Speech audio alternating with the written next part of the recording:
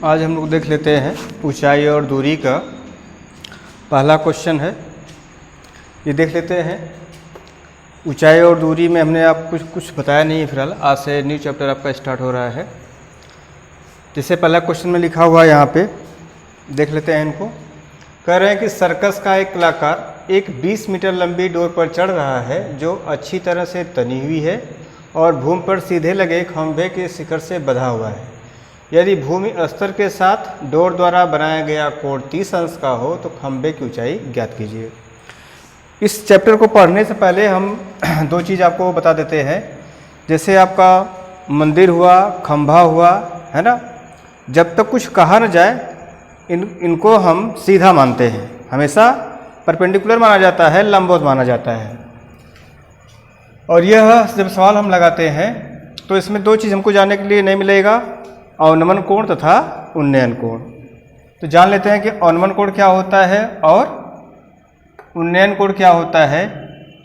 जब हम जैसे आप इससे अगर पूछा जाए कि भाई उन्नयन कोण क्या होता है तो आप कहेंगे, जैसे मान लेते हैं कि अगर एक प्रकार से मान लीजिएगा, जैसे हम जब नीचे से हम अगर स्थिर हैं नीचे खड़े हैं और छत पे यदि किसी वस्तु को हम देख रहे हैं, उस दशा में जो हमारे आँख पर कोण बनता है उसे हम क्या कहते हैं, उन्नयन कोण कहते हैं।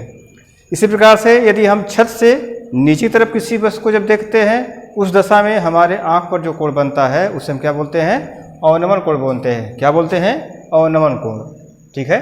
अर्थात जैसे मान लेते हैं यदि आपका यह त्रिभुज है ABC, अब यहाँ पे जैसे वस्तु आपकी स्थित है, इस दशा में अगर हम यहाँ पे नीचे से वस्तु को ऊपर देखते हैं, ठीक है, जब नीचे से वस्तु को ऊपर देखेंगे तो उस दशा में जो कोण बनेगा उसे क्या बोलेंगे हम लोग, उन्नयन कोण बोलते हैं।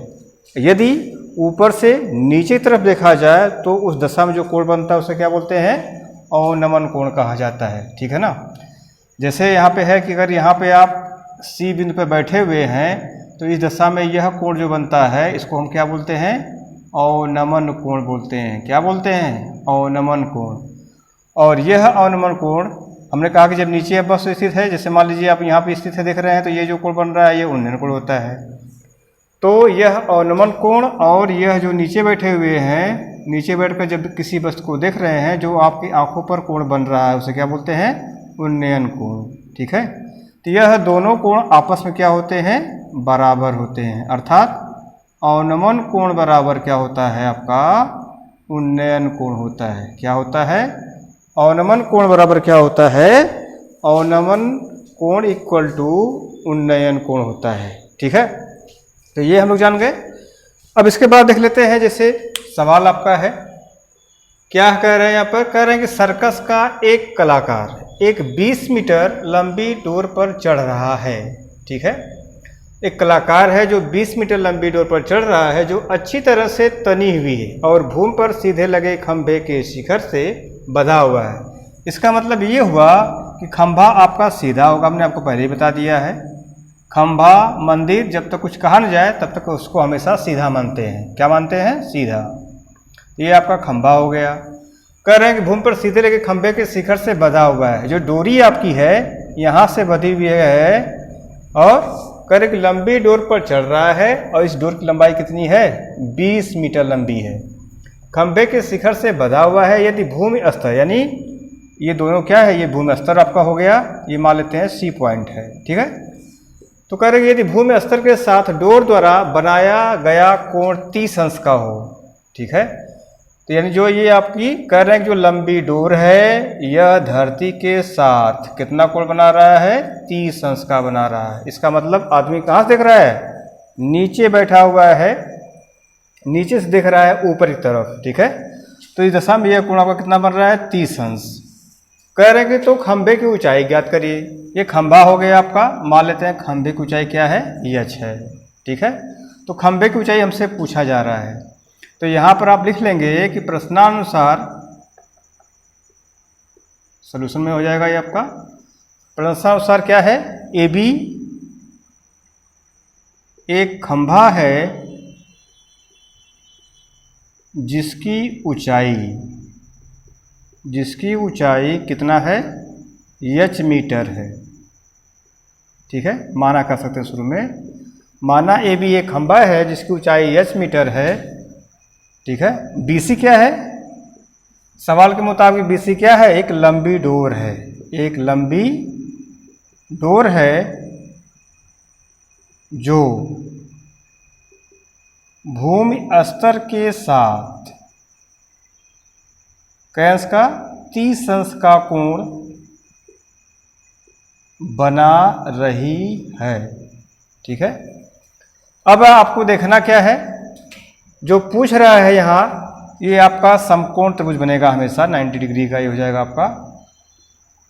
तो यहाँ पे हम देखेंगे क्या कि यह आपका, हमने आपको बताया हुआ है कि ये 30 डिग्री दिया है, जो कोण दिया होता है उससे लगी हुई भुजा क्या कहलाती है, आधार कहलाती है। क्या कहलाती है, आधार। और 90 अंश के सामने की भुजा हमेशा क्या होती है, कर्ण होती है। बचा एक भुजा, तो ये क्या हो जाएगी भाई, लंब हो जाएगा, परपेंडिकुलर, ठीक है। तो अब आपको जो ज्ञात है उसमें देख लेना है संबंध क्या होता है, पीछे हमने आपको सब बता दिया है। इस प्रकार से लंब है और कर्ण है।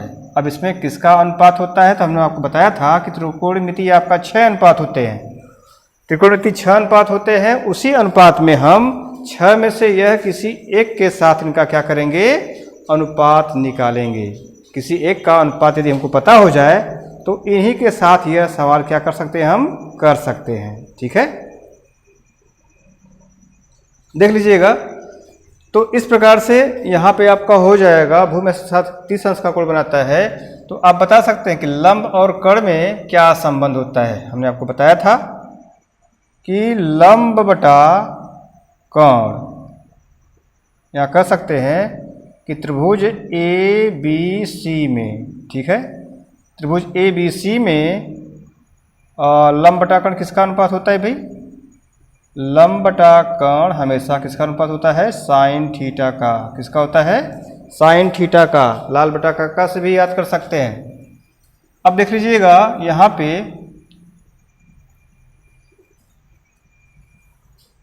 चलिए इनको हम मिटा देते हैं, इतना जगह हमारा बच जाएगा, लिख लिए होंगे आप।